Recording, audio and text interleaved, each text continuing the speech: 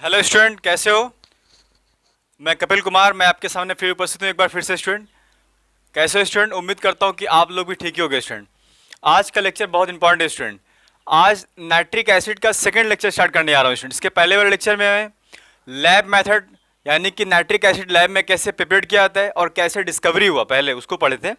और कैसे lab method, lab में कैसे नाइट्रिक एसिड को प्रिपेयर किया गया और फिजिकल प्रॉपर्टी क्या होती है नाइट्रिक एसिड की, ये सब डिस्कस कर चुके हैं हम। ठीक है स्टूडेंट, और आज के लेक्चर में इंडस्ट्रियल प्रोसेस को डिस्कस करेंगे। स्टूडेंट, ठीक है, नाइट्रिक एसिड इंडस्ट्रीज में कैसे फॉर्म किया जाता है, जिसे कहते हैं ओस्टवाल्ड प्रोसेस कहते हैं। ठीक है, ये बहुत इंपॉर्टेंट प्रोसेस है स्टूडेंट। ठीक है, और इसके बाद फिर कुछ केमिकल प्रॉपर्टी को ही पढ़ेंगे। ठीक है स्टूडेंट, तो चलो स्टार्ट करते हैं। स्टूडेंट, बड़े ध्यान से देखिए, बिना स्किप किए। ठीक है, अगर आप मेरे चैनल में नए हैं तो प्लीज़ चैनल को लाइक सब्सक्राइब शेयर जरूर करना मत भूलिएगा स्टूडेंट। ठीक है, चलो स्टूडेंट स्टार्ट करते हैं फिर। Preparation of nitric acid industrial method, Ostwald process. ठीक है, ये ओस्टवाल प्रोसेस कहा जाता है इसको। ठीक है, नाइट्रिक एसिड को लैब इंडस्ट्रीज में प्रिपेयर करते हैं। ठीक है, तो इसमें सबसे पहले क्या है, आपको तीन बेसिक यहाँ पर स्टेप दिए गए हैं कि ये जो पूरा पूरा ओस्टवाल प्रोसेस है ये कैसे होता है। ठीक है, कौन कौन से चेंबर में होता है, इसमें तीन पहले स्टेप हैं, उसको पहले समझ लेते हैं। पहले सबसे पहले कैटालिटिक चेंबर होता है। ठीक है, कैटालिटिक चेंबर ये होता है। उसके बाद सेकंड क्या होता है, ऑक्सीडेशन चेंबर ये होता है। उसके बाद फिर क्या होता है, एब्जॉर्प्शन चेंबर क्या होता है, ये होता है। ठीक है, तीन चेंबर होते हैं, बेसिक चीज़ें पहले समझना जरूरी है। ठीक है, और तीनों चेंबर में तीन टाइप के डिफरेंट क्या है, रिएक्शन होते हैं, केमिकल रिएक्शन। इसको भी हमको पूरे अच्छे तरीके से याद रखना है। ठीक है, सबसे पहले क्या होता है स्टूडेंट, सबसे पहले यहाँ पर आप देखिए कैटालिटिक चेंबर है। ठीक है, इस कैटालिटिक चेंबर में ये प्लैटिनम का गॉज लगा रहता है, प्लैटिनम मेटल का। और ये प्लैटिनम जो यहाँ पर होता है स्टूडेंट, यहाँ पर ये कैटलिस्ट का काम करता है। ठीक है, और यहाँ पर स्टार्टिंग में क्या करते हैं, अमोनिया और एयर के मिक्सचर को यहाँ से क्या करते हैं, यहाँ से पास करवाते हैं। ठीक है, कैटालिटिक चेंबर में आ रहा है समझ में। और यहाँ पर क्या करते हैं, इसको हीट करते हैं। ठीक है, इस चेंबर को क्या करते हैं, हीट प्रोवाइड करते हैं इस चेंबर में। और इसमें प्लैटिनम रहता है, प्लैटिनम का गॉज रहता है। ठीक है, प्लैटिनम यहाँ पर लगा रहता है, प्लैटिनम कैटलिस्ट स्टूडेंट। ठीक है, और टेम्परेचर यहाँ पर दिया जाता है 700 से 800 डिग्री सेल्सियस। ठीक है, इस टेम्परेचर पर अमोनिया ऑक्सीजन के साथ में मिक्स होता है, क्या फॉर्म करता है, नाइट्रिक ऑक्साइड, NO मतलब nitric oxide gas plus H2O। ठीक है स्टूडेंट, और साथ में एक ह्यूज अमाउंट में एनर्जी भी रिलीज करता है, 21.5 किलो कैलोरी एनर्जी। यानी कि ये जो फर्स्ट स्टेप है, ये कैटालिटिक चेंबर में जो हो रहा है, ये कौन सा रिएक्शन है, ये एक्सोथर्मिक रिएक्शन है। ठीक है स्टूडेंट, यही जो हीट प्रोड्यूस होता है, आगे हम पढ़ेंगे स्टूडेंट, यही पूरे चेंबर को मेंटेन रखता है हीट को। ठीक है, जो प्रोड्यूस हुआ एक बार, यानी कि इनिशियली हमें सिर्फ ये टेम्परेचर देना पड़ता है, उसके बाद जब हीट रिलीज होता है रिएक्शन से, तो वो हीट क्या होता है, पूरे चेंबर को मेंटेन रखता है, हीट की रिक्वायरमेंट को। ठीक है, RSH में फिर फुलफिल करता है हीट की रिक्वायरमेंट को। इसके बाद सेकंड स्टेप क्या है, ऑक्सीडेशन चेंबर। यहाँ से जब नाइट्रिक ऑक्साइड, यहाँ स्टूडेंट यहाँ देखो ध्यान ध्यान से, नाइट्रिक ऑक्साइड जब फॉर्म होता है तो ये ऑक्सीडेशन चेंबर में आ जाता है। ठीक है, ये और ऑक्सीडेशन चेंबर में भी देखो हर स्टेप में ऑक्सीजन की रिक्वायरमेंट हुई है स्टूडेंट, आप यहाँ ध्यान से समझिए, ये क्वेश्चन पूछा भी आता है, why we take the excess oxygen in Ostwald process. तो एक्सेस ऑक्सीजन क्यों टेक किया जाता है, क्योंकि हर स्टेप में ऑक्सीजन की रिक्वायरमेंट होती है स्टूडेंट। तो इसके बाद ऑक्सीडेशन चेंबर नाम से समझ में आ रहा है, ऑक्सीडाइज होगा यहाँ पर। ठीक है, कौन, nitric oxide. Nitric oxide 50 degree Celsius पर, यहाँ पर पहले समझ लीजिए, पहले ये एक पाइप रहता है, इसे कूलिंग पाइप कहते हैं स्टूडेंट। ठीक है, यहाँ से गैस क्या होती है, थोड़ी ठंडी हो जाती है। ठीक है, इसके बाद ऑक्सीडेशन चेंबर में आती है। ठीक है, गैस को कूल करना पड़ता है, उसका भी रीजन है स्टूडेंट। ठीक है, कूल करने के बाद फिर ऑक्सीडेशन चेंबर में गैस आता है, और यहाँ पर फिर से नाइट्रिक ऑक्साइड जो आया यहाँ पर इस चेंबर में, ऑक्सीडेशन चेंबर में, ये ऑक्सीजन के साथ में कंबाइन करता है 50 डिग्री सेल्सियस पर, और क्या फॉर्म करता है, नाइट्रोजन डाइऑक्साइड फॉर्म करता है। ठीक है स्टूडेंट, आ रहा है समझ में। इसके बाद फिर ध्यान ध्यान से देखिए, ये आपको पहले बेसिक बता देते क्या होता है। ठीक है, इसके बाद डिटेल में पढ़ेंगे हम। ठीक है, इसके बाद फिर देखिए एब्जॉर्प्शन चेंबर लगा हुआ है, ये एब्जॉर्प्शन चेंबर है स्टूडेंट। यहाँ पर परफोरेटेड पार्टीशन रहता है। ठीक है, और यहाँ पर ऊपर क्या रहता है, परफोरेट मतलब होल्स रहते हैं इसमें। ठीक है, और ऊपर में क्वार्ट्ज रखे गए हैं, क्वार्ट्ज। ठीक है, आ रहा है समझ में, क्वार्ट्ज यानी कि सिलिका। ठीक है, सैंड मतलब टाइप का होता है, क्वार्ट्ज यहाँ पर रखा गया है, ये एसिड रेजिस्टेंस होता है। ठीक है, यहाँ पर रखे गए क्वार्ट्ज। ठीक है, और यहाँ पर होता है क्या स्टूडेंट, जैसे ही गैस यहाँ से आती है तो गैस कहाँ जाएगी, अपवर्ड जाएगी, और गैस यहाँ से अपवर्ड जाती है। और ये गैस कौन कौन सी गैस रहती है, नाइट्रोजन डाइऑक्साइड भी रहता है, साथ में क्या रहता है, ऑक्सीजन भी रहता है। तो ऑक्सीजन नाइट्रोजन डाइऑक्साइड का मिक्सचर यहाँ से आता है एक तरह से। ठीक है, क्योंकि ऑक्सीजन बहुत ज़्यादा हम स्टार्टिंग में ले चुके रहते हैं। ठीक है, तो ऑक्सीजन भी हर स्टेप में रहता है। तो नाइट्रोजन डाइऑक्साइड और यहाँ जो बना और ऑक्सीजन, तीसरे स्टेप में क्या होता है, एब्जॉर्प्शन चेंबर में क्या होता है, ये फिर से क्या होता है, ये फिर से मिक्सचर जो होता है नाइट्रोजन डाइऑक्साइड का और ऑक्सीजन का, ये अपवर्ड जाता है, ऊपर की तरफ जाता है। गैस हल्की होती है और ऊपर से हमने क्या लगा दिया, एक वाटर का एक स्प्रे लगा देते हैं, ठीक है, समझ में आ रहा है। तो वाटर का स्प्रे क्या होता है, कोल्ड वाटर यहाँ से क्या होता है, स्प्रे कराते हैं ऊपर से नीचे की तरफ। तो गैस जो होती है इसमें नाइट्रोजन डाइऑक्साइड ये क्या होती है, और ऑक्सीजन, ठीक है, दोनों ही वाटर के साथ क्या होती है, ये क्या होती है, घुल जाती है, डिजोल्व हो जाती है, ठीक है। और डिजोल्व होने के बाद में क्या फॉर्म करती है, नाइट्रिक एसिड फॉर्म करती है। और नाइट्रिक ऑक्साइड यानी कि लिक्विड नाइट्रिक ऑक्साइड, ये लिक्विड नाइट्रिक ऑक्साइड फिर क्या होता है, यहाँ पर कलेक्ट हो जाता है और यहाँ से फिर आउटलेट से हम क्या करते हैं, इसको निकाल लेते हैं बाहर। समझ में आ रहा है स्टूडेंट। तो ये मेन मैथड होगा स्टूडेंट, ठीक है इसमें। और इसके बाद हम एक एक करके पढ़ते हैं इसको, ठीक है, अच्छे से पढ़ते हैं, ठीक है। अब यहाँ ध्यान से देखिए स्टूडेंट क्या हो रहा है यहाँ पर ध्यान से देखिए, रिएक्टेंट्स क्या लिया जाता है, रिएक्टेंट का रेशियो क्या रहता है। रिएक्टेंट में स्टडी में क्या लिया गया, अमोनिया एंड वाटर, एयर लिया गया, अमोनिया एंड एयर। एयर में क्या होता है स्टूडेंट, एयर में ऑक्सीजन होता है 1/5, ठीक है, आ रहा है समझ में। तो और इसका मतलब रेशियो क्या हुआ, अमोनिया एयर का 1:10 का रेशियो लिया गया by volume, because at each step oxygen required. देखो ये पॉइंट लिखा गया है, हर स्टेप में ऑक्सीजन की रिक्वायरमेंट होती है, इसीलिए अमोनिया और एयर का रेशियो क्या है, 1:10 का रेशियो है, यानी कि एयर क्या एक्सेस में है, ज़्यादा है।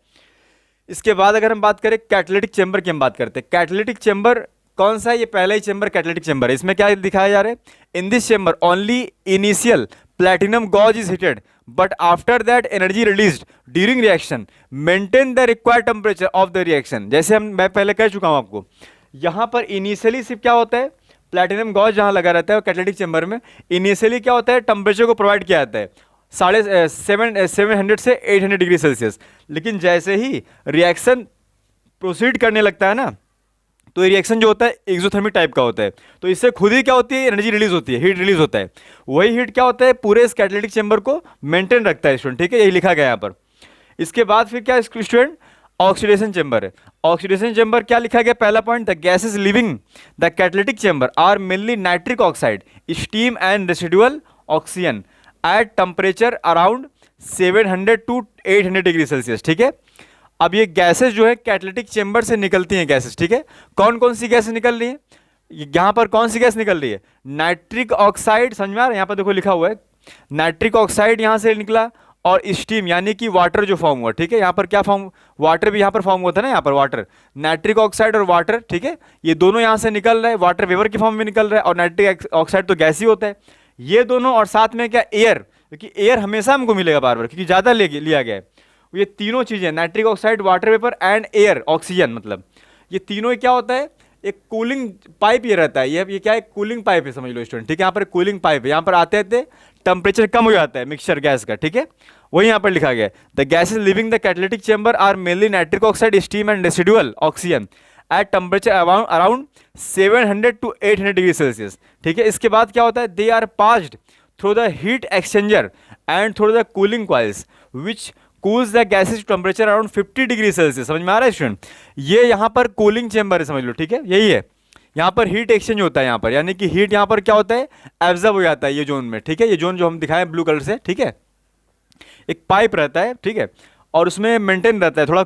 गैस को क्या करते हैं, देखो यहाँ से गैस बन के निकलती है ना, तो इसका टेम्परेचर क्या रहता है, अराउंड 700 से 800 डिग्री सेल्सियस होता है, क्योंकि वो गैस यहाँ से पास हो रही है ना, तो बहुत टेम्परेचर रहता है उसका। लेकिन उसको फिर क्या कहते हैं, एक लॉन्ग पाइप से ट्रेवल करवाया जाता है, ठीक है, और वो कूलिंग पाइप रहता है, वहाँ पर गैस क्या होती है, थोड़ी ठंडी हो जाती है, और टेम्परेचर मेंटेन हो जाता है 50 डिग्री सेल्सियस। समझ में आ रहा है। उसके बाद फिर क्या होता है, फिर इसको the oxidation of the nitric oxide, इसके बाद फिर क्या होता है, ये जो मिक्सचर होता है गैस का यहाँ पर आ जाते हैं। इसके बाद यहाँ पर जो नाइट्रिक ऑक्साइड है, ठीक है, नाइट्रिक ऑक्साइड और ऑक्सीजन, वाटर वेपर भी रहता है, लेकिन वाटर वेपर रिएक्शन नहीं होता है। ऑक्सीजन जो होता है, फिर से देखो स्टूडेंट, नाइट्रिक ऑक्साइड ऑक्सीजन का ऑक्सीडेशन हो रहा है किसमें, नाइट्रोजन डाइऑक्साइड में, ठीक है। कहाँ पर हो रहा है, ऑक्सीडेशन चेंबर में हो रहा है। अच्छा, नाइट्रिक ऑक्साइड के साथ में तो पहले भी ऑक्सीजन मिक्स था ना, तो वहाँ पर क्यों नहीं रिएक्शन हुआ, यहाँ पर क्यों नहीं रिएक्शन हुआ, क्योंकि यहाँ पर स्टूडेंट, यहाँ पर टेम्परेचर हाई था यहाँ पर, तो टेम्परेचर हाई के चलते नाइट्रिक ऑक्साइड ऑक्सीजन के साथ कंबाइन करने के बाद नाइट्रोजन डाइऑक्साइड तो बना सकता है, लेकिन टेम्परेचर हाई होने के चलते वापस से डिकम्पोज हो जाता है, ठीक है। इसीलिए टेम्परेचर को क्या करना पड़ता है, बहुत ज़्यादा डिक्रीज करना पड़ता है हमें, कि वापस से डिकम्पोज ना हो, मतलब समझ में आ रहा है। तो यहाँ पर वही बताया जा रहा है, the oxidation of the nitric acid oxide to nitrogen dioxide take place by combining excess oxygen present in reactant, ठीक है, एयर मिक्सचर। समझ में आ रहा है स्टूडेंट। तो यहाँ पर ऑक्सीडेशन होता है नाइट्रिक ऑक्साइड का नाइट्रोजन डाइऑक्साइड में ऑक्सीजन के साथ में कंबाइन करता है नाइट्रिक ऑक्साइड, और क्या फॉर्म करता है, नाइट्रोजन डाइऑक्साइड फॉर्म करता है। नाइट्रिक ऑक्साइड जो है ऑक्सीजन के साथ कंबाइन करके नाइट्रोजन डाइऑक्साइड फॉर्म करता है, ठीक है स्टूडेंट। क्योंकि यहाँ पर क्या है, एक तरह से टेम्परेचर कम हो चुका है, 50 डिग्री सेल्सियस टेम्परेचर यहाँ पर है, लेकिन यहाँ पर टेम्परेचर बहुत हाई था, समझ में आ रहा है। तो यहाँ पर कंबाइन नहीं किया, यहाँ पर नाइट्रिक ऑक्साइड जो है ऑक्सीजन के साथ में कंबाइन यहाँ पर नहीं करेगा, समझ में आ रहा है। अगर कंबाइन कर भी लेगा तो वापस से क्या हो जाएगा, डिकम्पोज हो जाएगा, क्योंकि टेम्परेचर वहाँ पर क्या है, हाई है। तो इसीलिए कूलिंग करने के बाद फिर ऑक्सीडेशन चैम्बर में लाया जाता है, ठीक है, गैस के मिक्सचर को, समझ में आ रहा है। इसके बाद यहाँ पर देखो लिखा गया है लो टेम्परेचर आर यूज्ड, जो हम आपको बताएं अभी। क्यों लो टेम्परेचर यहाँ पर यूज किया जाता है ऑक्सीडेशन चैम्बर में, 50 डिग्री सेल्सियस क्यों यूज किया जाता है यहाँ पर, क्योंकि यहाँ पर क्या बोला रहे, facilitate easily oxidation of nitric oxide to nitrogen dioxide. Temperature low होने से nitric oxide easily nitrogen dioxide में कन्वर्ट हो जाता है, ठीक है। हाई टेम्परेचर पर नाइट्रिक ऑक्साइड नाइट्रोजन डाइऑक्साइड में कन्वर्ट नहीं होता है। दूसरा पॉइंट क्या लिखा गया, minimum chances of any decomposition of nitrogen dioxide. जो नाइट्रोजन डाइऑक्साइड बन चुका है, ठीक है, तो इसका मिनिमम चांसेस रह जाता है डिकम्पोज होने का, क्योंकि हाई टेम्परेचर पर ये डिकम्पोज हो जाता है नाइट्रोजन डाइऑक्साइड, लेकिन टेम्परेचर क्या है 50 डिग्री सेल्सियस है, तो ये डिकम्पोज होने की चांसेस क्या हो जाती है, यहाँ पर कम हो जाती है वापस से, ठीक है। तो ये रीजन रहता है, इसे आप याद रखिए इस पॉइंट को, ठीक है स्टूडेंट, बहुत इंपॉर्टेंट पॉइंट है। इसके बाद यहाँ ध्यान से देखिए एब्जॉर्प्शन टावर, ये एब्जॉर्प्शन टावर ये है आप स्टूडेंट, ठीक है। और यहाँ पर क्या होता है, ये स्टील टावर होता है, स्टील का बना होता है, यहाँ पढ़ते हैं पहले। It is steel tower filled with A quartz stone and has a spray of water trickling from the top. जैसे कि आपको बता चुके हैं, यहाँ पर क्वार्ट्ज रहता है, ठीक है, और यहाँ पर वाटर ट्रिकल करते हैं, यानी कि शावर के फॉर्म में वाटर यहाँ से क्या करते हैं, स्प्रेड करते हैं, ठीक है। इसके बाद क्या बोला जा रहा है, the gases NO2 and oxygen moves upward, क्योंकि हल्की होती है गैसेस नाइट्रोजन डाइऑक्साइड और ऑक्सीजन, ठीक है। नाइट्रोजन डाइऑक्साइड जो यहाँ पर फॉर्म हो चुका है, ठीक है, सेकेंड स्टेप में ये, और ऑक्सीजन, ठीक है, और वाटर वेपर तो रहता है ही साथ में वाटर भी हम क्या कर रहे हैं, यहाँ पर वाटर प्रोवाइड कर रहे हैं, कोल्ड वाटर, ठीक है। तो इसके बाद यहाँ देखो क्या लिखा गया है, the gases nitrogen dioxide and oxygen moves upward, ऊपर की तरफ गैस जाएगी, हल्की है ना, और ऊपर से क्या स्प्रेड करवा रहे हैं, वाटर, कोल्ड वाटर। तो क्या होगा, कोल्ड वाटर में क्या होगा, नाइट्रोजन डाइऑक्साइड ऑक्सीजन क्या होगा, डिजॉल्व हो जाएगा, ठीक है, और क्या फॉर्म करेगा, नाइट्रिक एसिड फॉर्म करेगा, जिसे हम बॉटम पे क्या करते हैं, बेस पर कलेक्ट कर लेते हैं। यहाँ पर देखो कलेक्ट कर रहे हैं, यहाँ पर लिक्विड, ठीक है, आ रहा है समझ में। इसके बाद यहाँ पर देखो स्टूडेंट क्या है, यूज ऑफ क्वार्ट्ज। क्वार्ट्ज का यूज क्या है स्टूडेंट, देखो क्वार्ट्ज का बहुत इंपॉर्टेंट, ये पूछा जा सकता है एग्जाम में, क्वार्ट्ज का यूज क्या है। पहली बात तो ये एसिड रेजिस्टेंस होता है, क्वार्ट्ज क्या होता है, एसिड रेजिस्टेंस होता है, ठीक है, एसिड का कोई इफेक्ट उसमें नहीं पड़ता है। दूसरी बात ये स्टूडेंट, क्वार्ट्ज जो होता है ना, नाइट्रोजन डाइऑक्साइड और ऑक्सीजन जो अपवर्ड गैसेस जा रही हैं, ठीक है, गैसेस कौन कौन सी जा रही हैं, गैसेस नाइट्रोजन डाइऑक्साइड और ऑक्सीजन, ये गैसेस अपवर्ड जा रही हैं, ठीक है।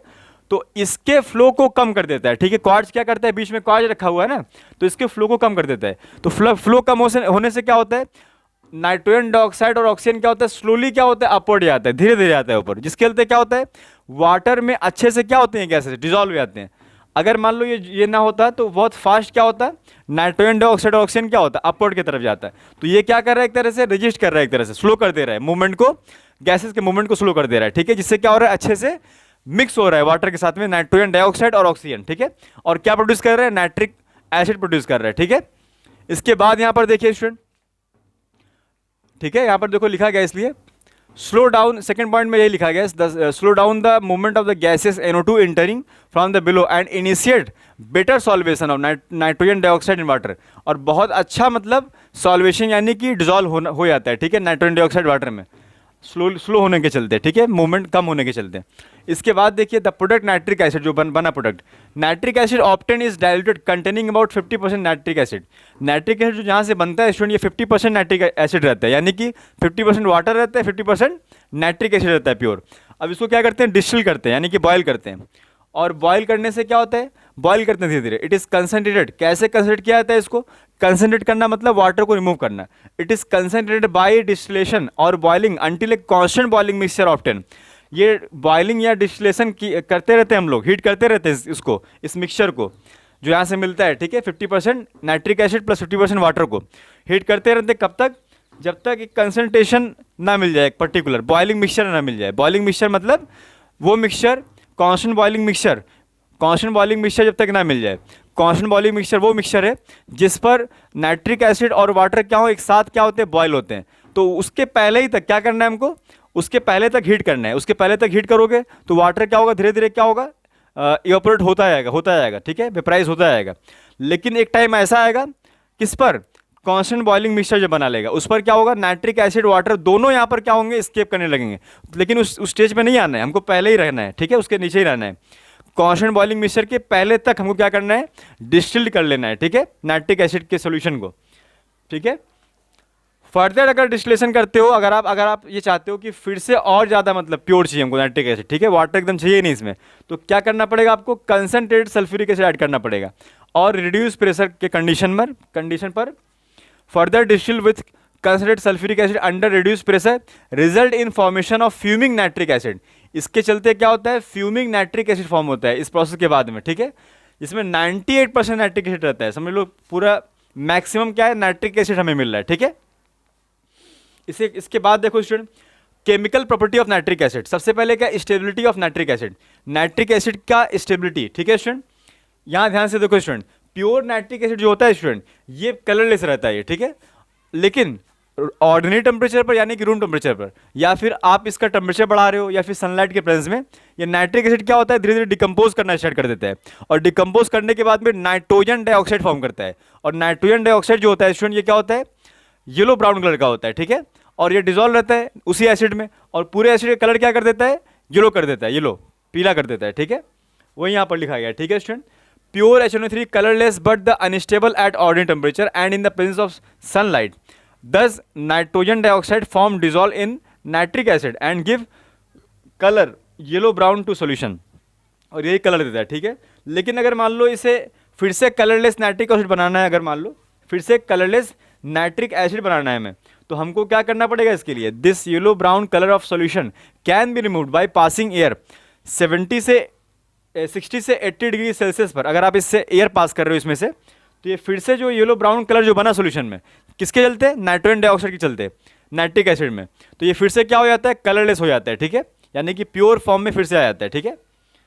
एक्शन ऑफ इंडिकेटर, इंडिकेटर का क्या एक्शन है स्टूडेंट, ये तो एसिड है नाइट्रिक एसिड, तो इंडिकेटर्स में क्या क्या देगा, एसिडिक नेचर शो करेगा अपना। ये सबसे पहले क्या है, मोस्ट लिटमस, यानी कि लिटमस सॉल्यूशन में क्या एक्शन शो करेगा, ब्लू को रेड कर देगा, मिथाइल ऑरेंज अगर है तो ऑरेंज से क्या कर देगा, पिंक कर देगा। फिनोल्फथालीन क्या है, एसिड के में कोई फर्क नहीं पड़ता है, फिनोल्फथालीन कलर क्या होता है, कलरलेस होता है, सॉल्यूशन जो होता है उसका क्या होता है, कलरलेस होता है।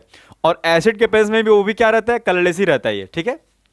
इसके बाद क्या है, ionisation of nitric acid, nitric acid का आयोनाइजेशन। देखो स्टूडेंट, नाइट्रिक एसिड के कंसंट्रेशन के हिसाब से केमिकल प्रॉपर्टी क्या होती है नाइट्रिक एसिड की, अलग अलग हो जाती है। अगर आप डाइल्यूट नाइट्रिक एसिड लेते हो तो ये आयोनाइजेशन होता है, ठीक है, H+ और NO3- में। और आप अगर कंसंट्रेटेड नाइट्रिक एसिड लेते हो तो ये ऑक्सीडाइजिंग एजेंट जैसा बिहेवियर शो करता है। समझ में आ रहा है, तो हम इसे दोनों पढ़ेंगे हम, ठीक है।